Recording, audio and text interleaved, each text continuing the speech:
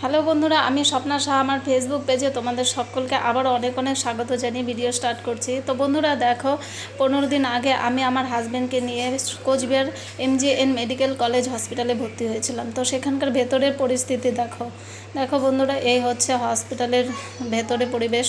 দেখো ওয়ার্ডের ভেতরে প্রত্যেকটা জায়গায় নোংরা ছড়িয়ে ছিটিয়ে আছে। 4 দিন 5 দিন পর পর সুইপিং স্টাফরা এসে পরিষ্কার করে দিয়ে যাচ্ছে। এটা তো কোনো রুলস না, বলো বন্ধুরা?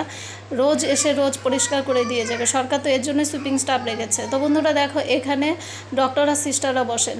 তোমরা একবার টেবিলের কাপড়টা দেখো কতটা নোংরা, এখানে হাত দেওয়ার পরিস্থিতি নেই, অথচ ওনারা ওখানে বসেন। তো দেখো এই হচ্ছে বেসিন, এখানে ডক্টররা সিস্টাররা হাত ধোবে। তো ডক্টর বেসিনের মধ্যে দেখো টিকটিকি মরে পচে ফুলে আছে, তো সেটাও পরিষ্কার করছে না। 5 দিন 10 দিন চলে যাচ্ছে, পরিষ্কার করছে না। তো এই ভেতরের পরিবেশটা আমি তুলে নিয়েছি তোমাদেরকে দেখাবো বলে। তো সবাই মিলে একজোট হয়ে যাওয়ার পরে ওনারা এসেছিলো পরিষ্কার করার জন্য, তাও 4 দিন পরে। আমরা বারবার করে গেছি, বারবার করে যে ভেতরে থাকা যাচ্ছে না, সিস্টারকে বলেছি।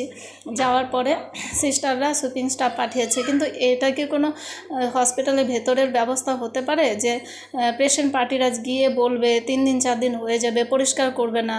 তো বন্ধুরা দেখো, আমি বাথরুমটাকে ভিডিও করেছি। দেখো বাথরুমের বেসিনের অবস্থা, ডাস্টবিন ভর্তি নোংরায় পড়ে আছে। এই দেখো বাথরুমের অবস্থা, ডাস্টবিনের নোংরা পচে এত দুর্গন্ধ হয়ে যায় যে ভেতরে ওয়ার্ডে বসে থাকা যায় না। এ দেখো টয়লেটটা খোলার কোনো পরিস্থিতি নেই।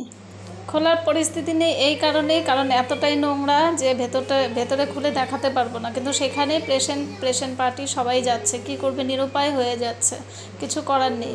তো সেখানে পেশেন্ট সুস্থ হয়ে যাওয়ার থেকে বেশি অসুস্থই হয়ে যাচ্ছে। তো বন্ধুরা, এই ভিডিওটি এতটুকুই ছিল। টাটা।